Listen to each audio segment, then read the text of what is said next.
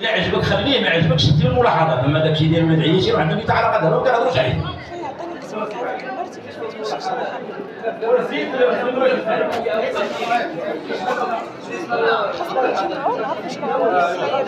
بادي هنايا دابا دابا غيسالي ونهار 9 شهر 10 دابا اللي عندك الوثائق ديالك هبط دابا للمكتب وكتبهم دابا الملاحظات ديالك صافي. دونك الاخوان تنكتفيو بهذا القدر. شكرا سيد ابو عزه. يلا تفضل ابو عزه اخر متدخل. يلا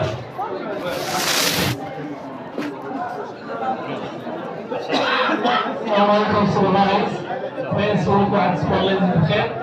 بالنسبه لتسميتها منتدى 2000 ودابا حنا داخلين في 2025 مازال ما عرفناش التسميت هي دابا اللي دخل دابا التصميم جديد دابا حاليا سي الرئيس اللي خرج تقول لنا الملاحظات مازال ما عرفناها.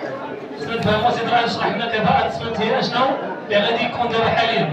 اشرحوا لنا بالنسبه لهذا البلان هذا دابا المواطن اللي كاين دابا حاليا هنا مازال ما فهمناش شنو واقع.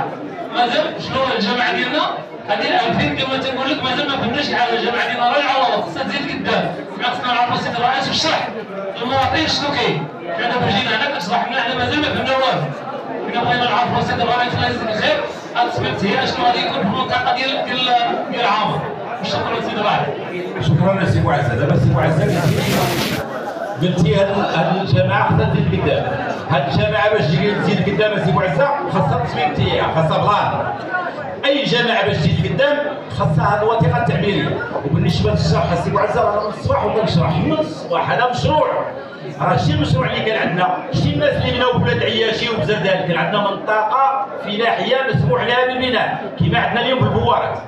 المره الاخرى واخا ما كانش خرج في الجريده الرسميه ولكن راه مني كيدوز هنايا كيولي اوبوزابل حتى تيدوز عام. الا ما خرج في الجريده الرسميه كيصبح لاغي بحال هادنا داز راه كيولي يعني ذاك العام راه عطيت الناس طويهرات وفي زردال راهم بناو في منطقه فلاحيه.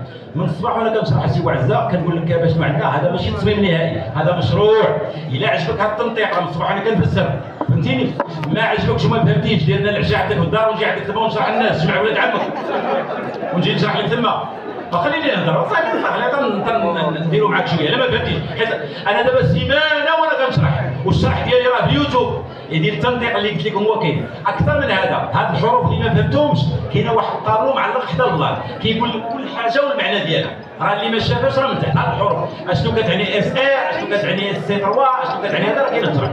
وحنا مازال كنشرحوا راه غدا ان شاء الله ولاد العياشي يعني من شارع بن الهيثم للبحر وباقي عندنا ولاد الصفيطه وباقي عندنا المارقيه كل نهار كنشرحوا